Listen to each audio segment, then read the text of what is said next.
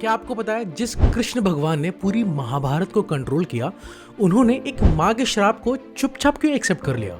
आज मैं आपको एक ऐसी सच्चाई बताऊंगा और उससे रिलेटेड ऐसे लेसन्स बताऊंगा जो आपकी जिंदगी को बदल के रख देंगे। महाभारत खत्म होने के बाद जब पूरा कुरुवंश खत्म हो गया, 100 बेटे मारे गए, गांधारी एक माँ अपने अंधेपन में भी समझ सकती थी कि उसका पूरा वंश खत्म हो गया, उसके सारे बेटों की मृत्यु हो गई।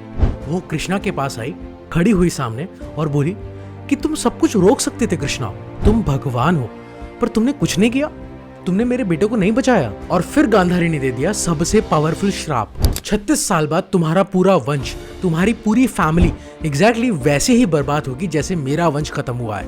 पूरा यादव वंश एक दूसरे को मार देंगे और नष्ट हो जाएंगे। और कृष्णा सब कुछ जानते हुए भी गांधारी के इन वर्ड्स को चुपचाप सुनते रहे, कोई जवाब नहीं दिया, कोई आर्ग्यूमेंट नहीं किया, बस एक्सेप्ट कर लिया।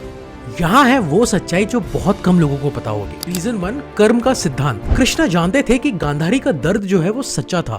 एक माँ का दर्द हमेशा सच्चा होता है। कृष्णा सुप्रीम है, वो सब कुछ जानते थे। उन्हें पता था कि यादव वंश भी गलत रास्ते पे जा रहा है, अहंकार, वायलेंस, भ्रष्टता, तो कर्म का साइकिल पूरा होना जरूरी था। रीजन 2, रिस्पॉन्सिबिलिटी को एक्सेप्ट करना। देखो, कृष्णा महाभारत के आर्किटेक्ट थे, उन्होंने वॉर को सपोर्ट किया, पर इसका मतलब ये नहीं कि कॉन्सिक्वेंसेस से भाग जाएंगे।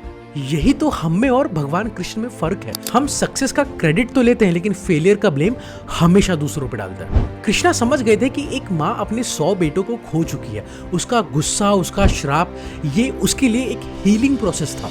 कभी कभी लोगों को सुनना नहीं, उन्हें अपना दर्द बाहर निकाल देना बहुत जरूरी होता है। आज हमारी लाइफ में भी तो यही होता है। ऑफिस में कुछ थोड़ा सा होता है तो हम आर्ग्यू करने लगते हैं। पेरेंट्स जब गुस्सा करते हैं तो हम खुद को जस्टिफाई करने लगते हैं। पर कृष्णा ने क्या किया?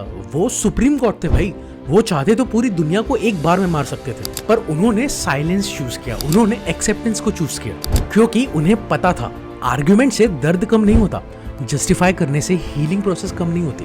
एंड लास्टली, एक माँ के आंसू भगवान के लिए भी मैटर करते हैं। और सबसे बड़ी बात, कृष्णा ने 36 साल बाद उस श्राप को पूरा होने दिया, क्योंकि वो चाहते थे कि कर्म का साइकिल पूरा हो, यूनिवर्स का बैलेंस बने और हर चीज का एक एंड हो, इवन गॉड्स की लेगेसी का भी।